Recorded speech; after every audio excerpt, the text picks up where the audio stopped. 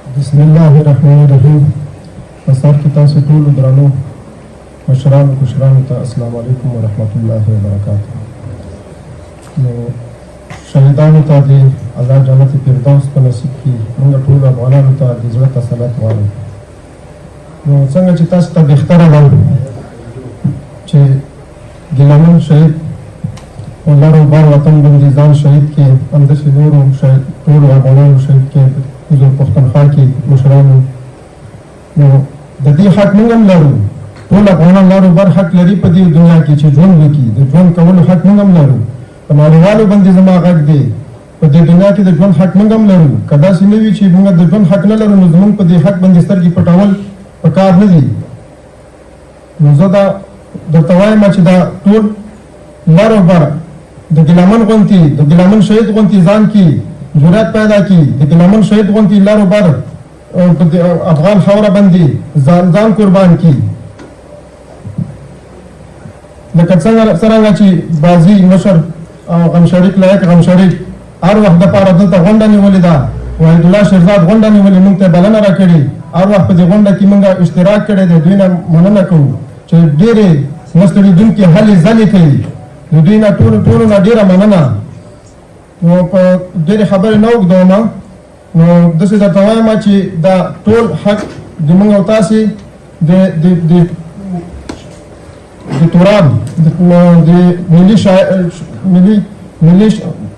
تراب مطیع تراب ملي شاعر سبا ته پنتوپین کې موږ او تاسې مطیع غونډه لرو. ټول پکې ګډون وکړئ. او داسې د ننګیالي دي دغه دوه کاره په دنیا کې یا به وخوري ککرۍ یا به کمران شي. نو تاسې ته بهتره معلومه ده چې ګیلامن شهید په لروبر افغان ملت باندې خپله ککرۍ وشندله. نو داسې ټول افغانان باید په اتفاق او اتحاد وي چې د دې نه موږ رووځو. دې ته باید د پای ټکی کېږو. دې هره ورځ به ولې موږ او تاسې مړه کېږو، هره ورځ به ولې موږ او تاسې ترور کېږو، موږ مشران به ولې ترور کېږي.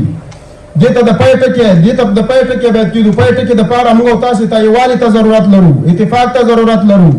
دا د کلونو د میاشتو وخت نه دی، دا د سکندونو وخت دی. په هغې وخت کې موږ او تاسې دې ته د پای ټکی کېښوی شو چې موږ او تاسې یو غږ شو، یو موټی شو، په یو اتفاق شو. او چې کله په یو اتفاق شو، یو موټی شو، ملي قیم په کار دی رووځو. نو دا د سکندو خبرې دي چې موږ به ټول پنجابی د اټک نه اخوا ته وراړو. او د منظور پښتون نه د ټول لروبر افغانانو کې یوازې منظور پښتون دی چې د لروبر افغانانو په منځ کې یو ځلېدلی استوری دی چې د لروبر افغانانو غږ یې اوچت کړی. راځئ چې د دې لاسنیوی وکړو، د ده تر څنګ ودرېږو. کنې هره ورځ به موږ ترور کېږو او مړه کېږو به. دا به تر څو مه پرې دا لړۍ روانه وي. بس مشران وایي چې د دې په لاره به موږ ځو. نه، زه وایم چې دې لارې ته باید دا بدله کړو. دا لاره دا موږ بدله کړو. باید موږ او تاسې دې ته د پای ټکی کېږو. ځکه چې ولې به مرو، هره ورځ به مرو. موږ هره ورځ د غم په ټاغر راټول یو.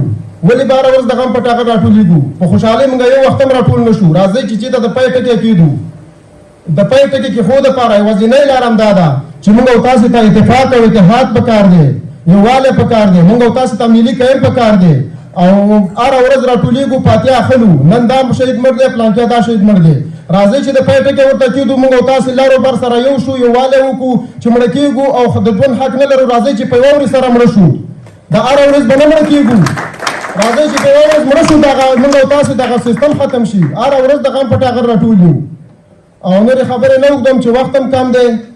لروبر لوی افغانستان تل د وي، دایم د وي. لروبر لوی افغانستان.